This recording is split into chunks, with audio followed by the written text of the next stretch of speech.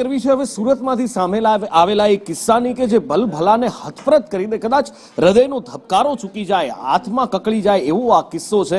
એક 12 વર્ષની દીકરીએ આપઘાત કરી લીધો। એની પહેલા એણે સ્યુસાઇડ નોટ લખી અને સ્યુસાઇડ નોટ લખીને ભલભલાના આંખનો ખૂણો ભીનો થઈ જાય। આ સ્યુસાઇડ આપઘાત પાછળનું કારણ માત્ર એટલું હતું કે દીકરીથી મોબાઈલ ફોન પાણીમાં પડી ગયો અને એ દીકરી એટલી ગભરાઈ ગઈ, એટલી ડરી ગઈ કે દીકરીએ આત્મહત્યા કરવા સુધીનું પગલું ભરી લીધું।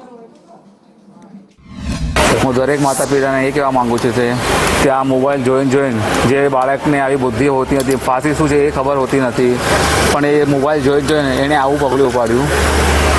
જે છોકરાને ફાંસી શું છે એ ખબર નથી અને આ શું લખું છું એ એને ભાન નથી।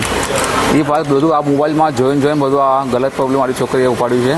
તો હરેક માતા પિતાને મારું એવું જ કે મોબાઈલનો વધારે તમે લોકો ઉપયોગ ના આપો નાના બાળકોને, એ જ મારી વિનંતી છે।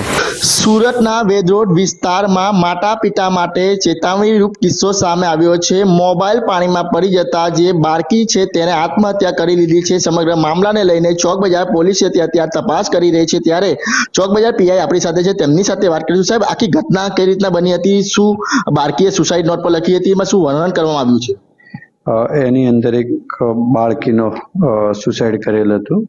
તાત્કાલિક પોલીસને જાણ કરવામાં પોલીસ ત્યાં પહોંચી ગઈ અને એની અંદર સુસાઇડ નોટમાં એવું લખેલું હતું કે મમ્મી હવે હું નથી એમ, એના ભાઈનું ધ્યાન રાખજો। છોકરી 7મા ધોરણમાં અભ્યાસ કરતી હતી, ડોલમાં મોબાઈલ પડી જવાના કારણે